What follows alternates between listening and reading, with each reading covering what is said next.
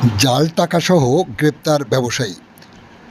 গোপন সূত্রের খবর পেয়ে হিঙ্গলগঞ্জ থানার পুলিশ সাহেবখালী গ্রাম পঞ্চায়েতের অন্তর্গত চাড়ালখালী এলাকা থেকে এক ব্যবসায়ীকে গ্রেপ্তার করে।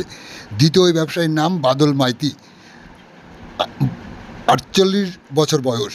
ধৃত ওই ব্যবসায়ীর কাছ থেকে 14,000 জাল টাকা উদ্ধার করে হিঙ্গলগঞ্জ থানার পুলিশ।